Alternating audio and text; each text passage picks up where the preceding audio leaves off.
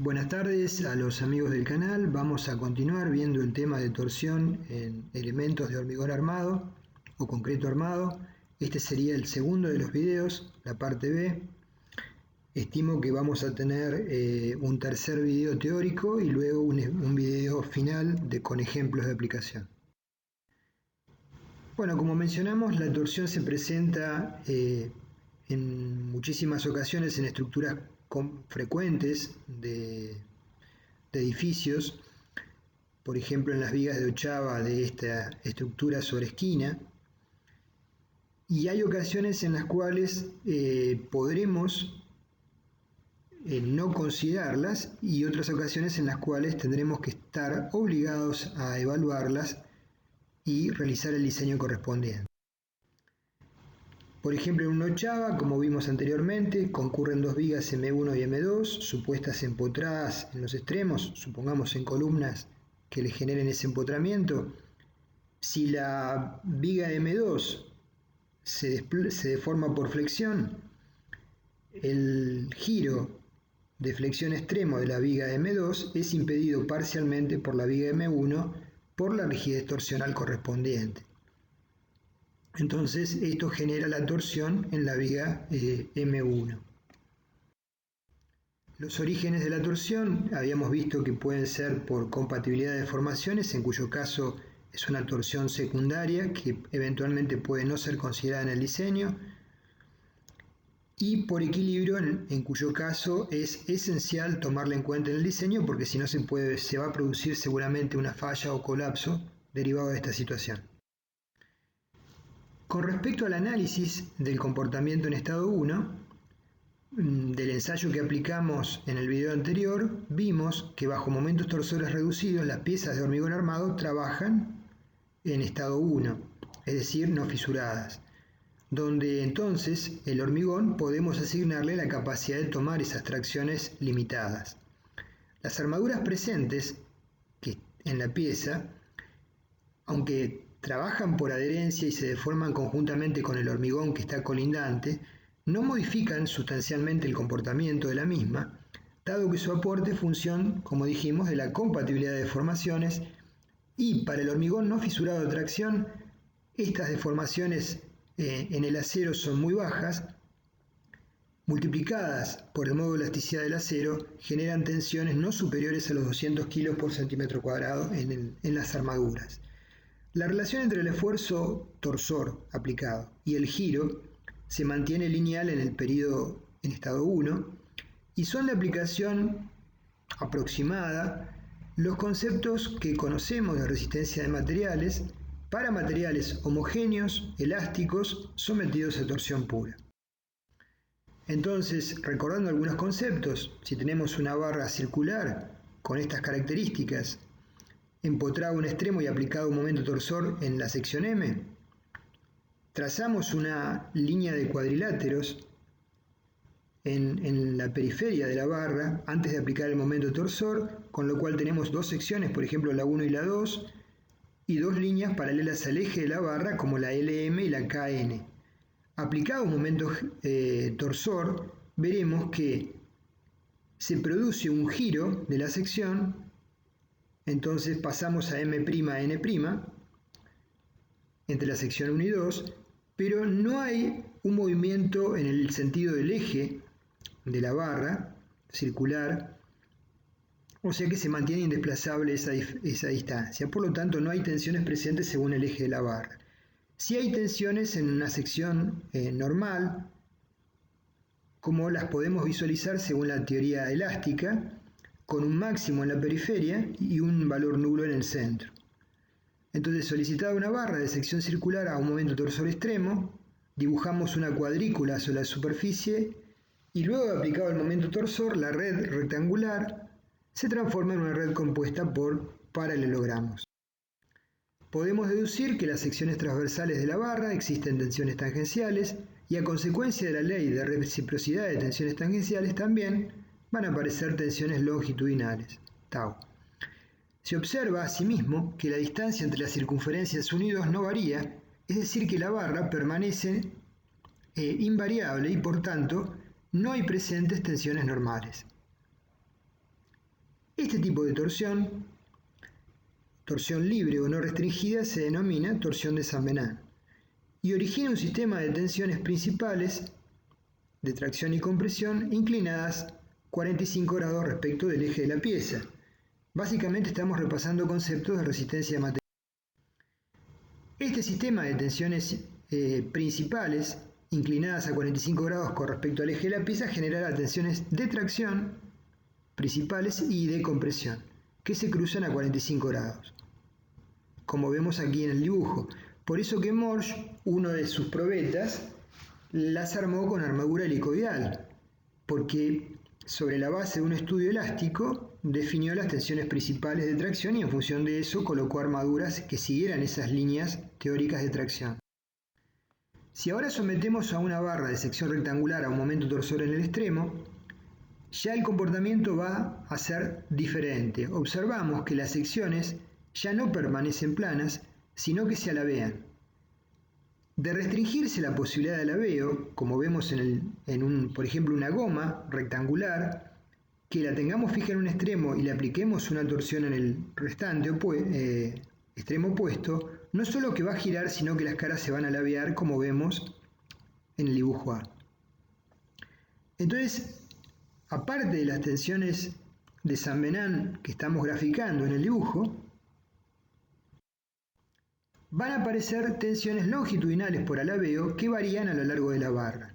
En las zonas donde se produce la restricción máxima del alabeo serán máximas esas tensiones, donde aplicamos el momento torsor y en los extremos empotrados, ¿sí?, o inhibidos de girar. A partir de esa sección, la zona afectada por las tensiones de alabeo disminuye rápidamente y hay zonas internas de la barra que están libres de las tensiones longitudinales generadas por alabeo. En la mayor parte de los casos, la zona perturbada es menor que la mayor de las dimensiones del elemento, en este caso D. La restricción al alabeo aparece, por ejemplo, en los apoyos intermedios de vigas continuas y en los empotramientos extremos. Se recomienda hacer un armado particular de esas zonas perturbadas. Las tensiones normales originan fisuras y al pasar al estado 2 disminuyen en forma considerable, por lo que no son en realidad de importancia para definir la capacidad portante de la pieza de hormigón armado. En todo caso, esa armadura adicional era para controlar las eventuales fisuras. Se observa que las tensiones tangenciales máximas se van a presentar en el centro de la cara mayor, es decir, a la menor distancia del centro de la pieza. La solución analítica por medio de la teoría elástica nos permitía, si recordamos cuando estudiamos las materias de estabilidad o resistencia, estudiamos este tema, por medio de la teoría elástica de torsión para secciones no circulares, permitían obtener como expresión de tensión tau máxima en el centro de la cara larga la expresión tau, tensión tangencial derivada de la torsión, igual al momento torsor aplicado T sobre B cuadrado por A por un coeficiente alfa que tenía en términos genéricos una variación entre 0,20 y 0,33 y depende de la relación de lados A y B en una sección rectangular. Alfa se podía expresar como 1 dividido 3 más 1,8 de A sobre B. El divisor es el módulo resistente torsional, omega T, igual a alfa por B cuadrado por A. En una sección cuadrada o rectangular se producía un fenómeno semejante de trayectoria de tensiones principales de tracción y de compresión, como vemos en el dibujo, si es que el material tenía un comportamiento ideal, elástico, homogéneo e isótropo. Para evaluar las tensiones en secciones huecas de pared delgada, en su momento habremos estudiado que podíamos aceptar que la tensión tangencial permanece constante a lo largo del espesor de la pared.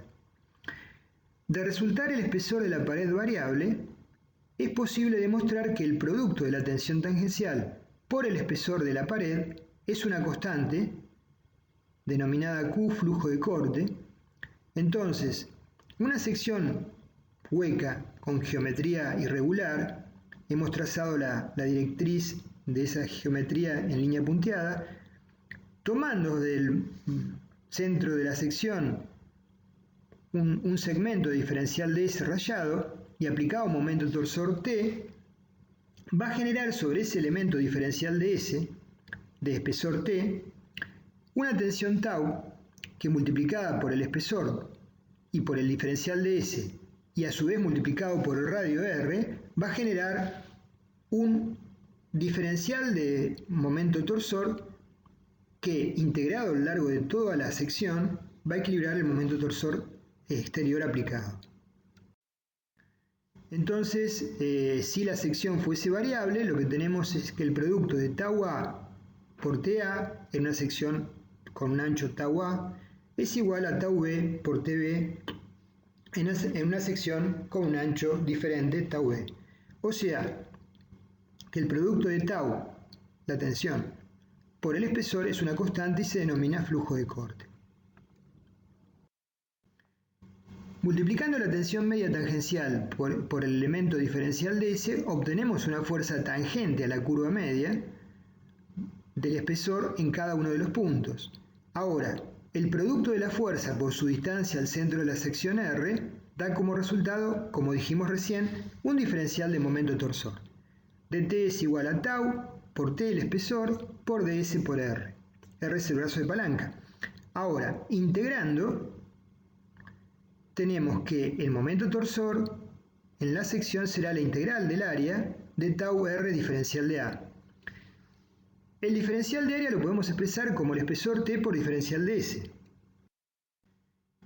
Y por lo tanto, podemos expresar que tau es igual a la integral a lo largo del área de tau por R por T por diferencial de S.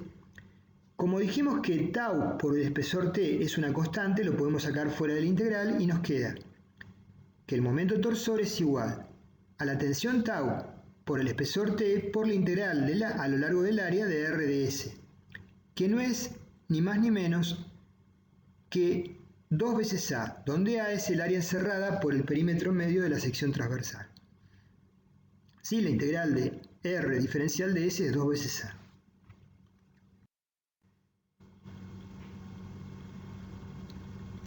Es posible de esta forma despejar el valor de la tensión tangencial para una sección hueca equivalente de lados de M y BM.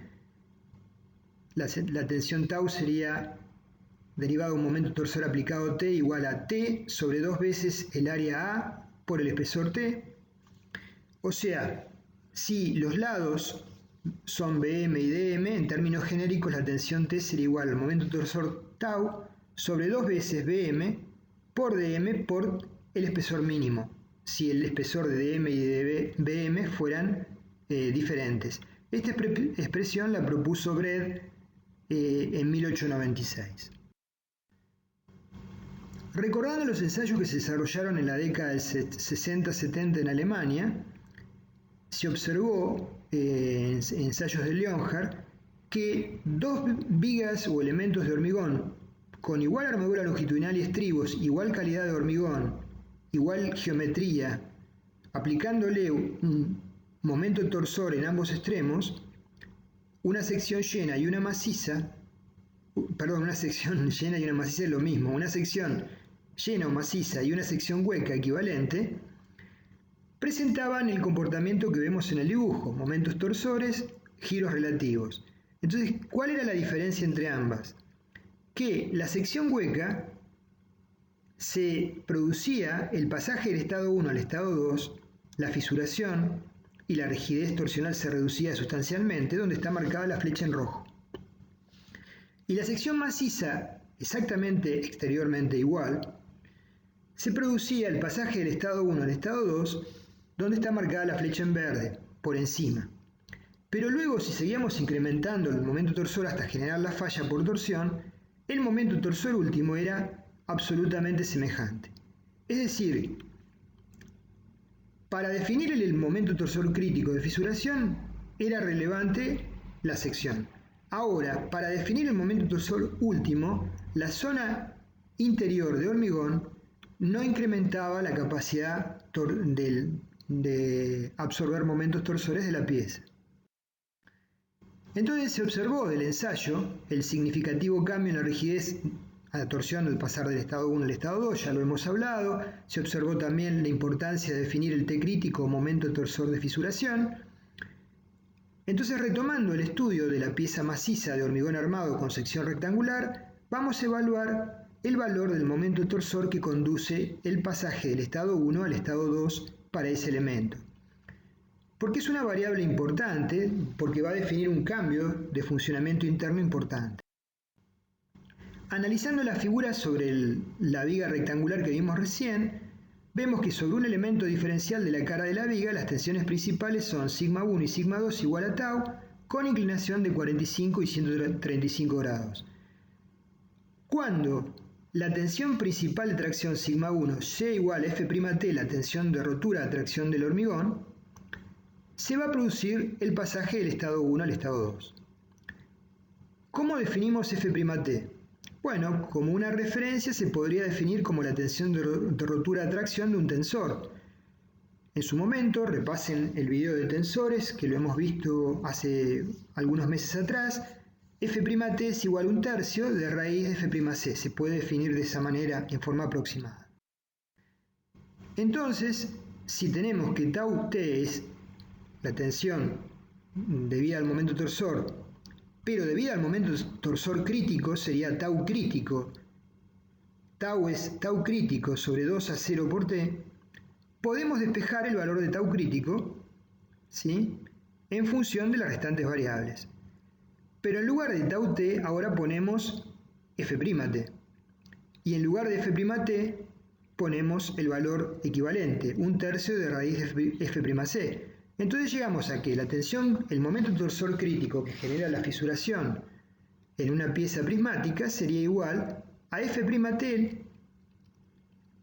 El asterisco prima puede llamar a confusión, en realidad sería Ft, porque estamos hablando de la tensión de tracción que conduce a la falla por tracción del hormigón. Ft por 2 a 0 por T. Reemplazando entonces, tau crítico es un tercio de la raíz de F'C, acá sí corresponde el asterisco F'C porque es la raíz de la resistencia característica del hormigón a compresión, por 2 veces A0 por T el espesor. Ahora, ¿cómo definimos A0? A0 sería el área cerrada por el flujo de corte. Para esta situación, en general se presenta para el nivel de cargas de servicio, no se produce el desprendimiento del recubrimiento de hormigón por fuera del estribo. Entonces podemos, como una aproximación, adoptar A0 como 2 tercios de ACP, donde ACP es el área delimitada por la frontera exterior de la sección, o sea, el área total de la sección. Y PCP es el perímetro exterior de la sección. Entonces, ¿cómo podemos definir ese espesor equivalente T que tenemos en la expresión? Porque la sección es maciza, no es hueca, ¿sí? Pero haciendo la analogía, podemos definirlo en función de un coeficiente por la relación del área de hormigón ACP sobre el perímetro PCP, 3/4 de ACP sobre PCP. Reemplazando ahora la expresión de A0, 2 tercios de ACP, y de T, 3/4 de ACP sobre PCP, llegamos a la expresión de momento torsor de fisuración que figura con la flecha. Tau crítico es 2 por 2 tercios de ACP por 1 tercio de raíz de F'C por 3/4 de ACP sobre PCP. De esa manera se llega a la expresión que aparece en los reglamentos, por lo menos el código ASI 318, que uno no puede interpretar claramente de dónde sale en principio si no hace una deducción de este tipo. Tau crítico es igual, momento torsor de fisuración, a 1 tercio de la raíz de la tensión característica de compresión del hormigón F'C por el área ACP al cuadrado sobre PCP. Esta expresión tiene la ventaja de que define el momento torsor crítico de fisuración no solo para una sección cuadrada o rectangular, sino para una sección de forma cualquiera. Bueno, con esto hemos avanzado un poquito más en el tema de torsión. Vamos a ver un último video teórico donde ya plantearemos las ecuaciones de diseño que establece el código ASI 318 y luego sí avanzaremos con un video final donde plantearemos ejemplos en donde aparecerán la flexión, el corte y la torsión combinadas. Gracias por su acompañamiento.